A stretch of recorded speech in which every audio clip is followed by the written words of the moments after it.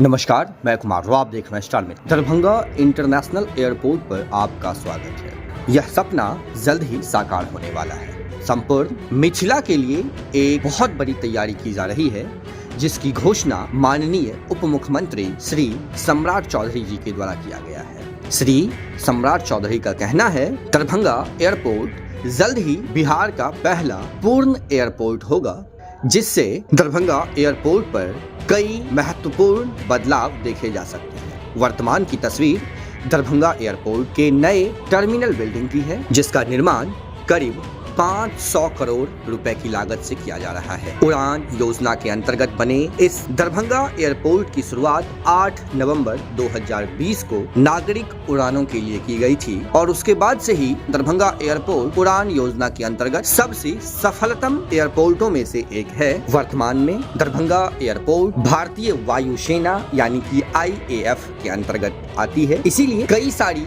सीमाएं हैं। क्षमता विस्तार में कई सारा प्रतिबंध लगा हुआ है, लेकिन अब इसे IAF से हटाकर AAI के द्वारा नियंत्रित किया जा सके, इसकी तैयारी चल रही है। अगर हम यूँ कहें, जो दरभंगा एयरपोर्ट वर्तमान में IAF के एयरबेस की भूमि पर अवस्थित होने के कारण इसमें कई सारी बाधाएं लगी हुई है, जिसमें सबसे पहले रनवे, एयर ट्रैफिक कंट्रोल और नेविगेशन, ये सारे IAF के उपकरण हैं। यहाँ नागरिक उड़ानों के लिए केवल एक छोटा सा टर्मिनल बिल्डिंग बना हुआ है, जिसे हम एनक्लेव के नाम से भी जानते हैं। इसमें सबसे पहली प्राथमिकता जो होगी वो हमेशा सैन्य से संबंधित विभागों की होगी। अधिकतर उड़ानें जो हैं वो प्रतिबंधित रहती है। रात में उड़ानें सैन्य प्रतिबंध के कारण सीमित होता है या फिर अनुमति ही नहीं दी जाती है विमान संचालन की। रात्रि में एप्रन का विस्तार हो या टर्मिनल का विस्तार हो, इसमें रक्षा मंत्रालय से NOC लेना होता है, उसके बाद जाकर के ही एयरपोर्ट का विस्तार हो सकता है। लेकिन जिस प्रकार से घोषणा की गई है माननीय उप मुख्यमंत्री श्री सम्राट चौधरी के द्वारा, जो इसे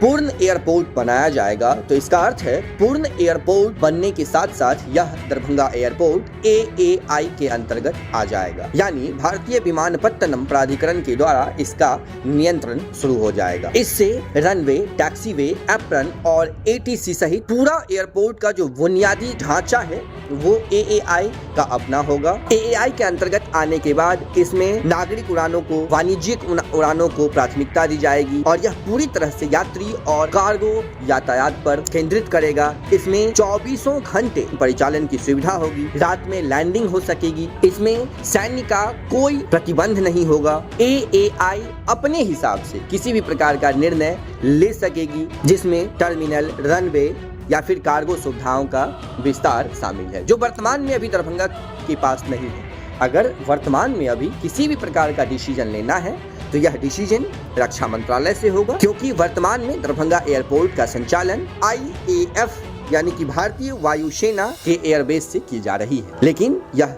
जब पूर्ण एयरपोर्ट हो जाएगा तो ये AAI के अंतर्गत आ जाएगा और इसका कंट्रोल भारतीय विमानपत्तनम प्राधिकरण के अंदर चला जाएगा, जिससे यह एयरपोर्ट स्वतंत्र हो जाएगा। किसी भी प्रकार का डिसीजन AAI स्वयं ले सकता है। यह एक बहुत बड़ी तैयारी दरभंगा एयरपोर्ट को लेकर के की जा रही है। इस नए टर्मिनल भवन को पूरा होने के बाद पीक आवर में करीब 2000 से 2500 यात्री एक समय में आसानी से संभाल सके, इसे इस प्रकार से डिजाइन किया जा रहा है।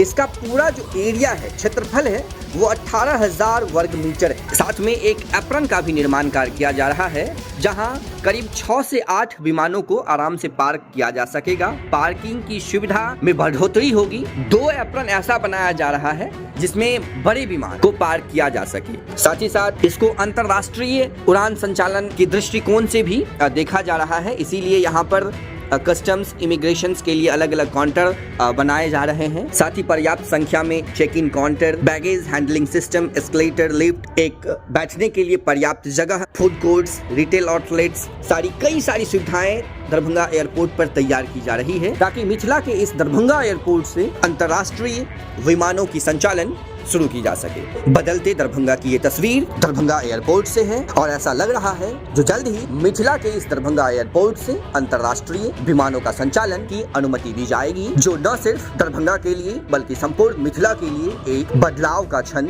होगा। वीडियो को अत्यधिक से अत्यधिक शेयर करें, ताकि इस दरभंगा एयरपोर्ट की नई तस्वीर हम संपूर्ण मिथिलावासी तक पहुंच सके। जुड़े रहे स्टार मिथिला से। हम जल्द ही अगली तस्वीर के साथ हाजिर होंगे जो अपने क्षेत्र मिथिला से होगा। धन्यवाद। आप देख रहे थे स्टार मिथिला।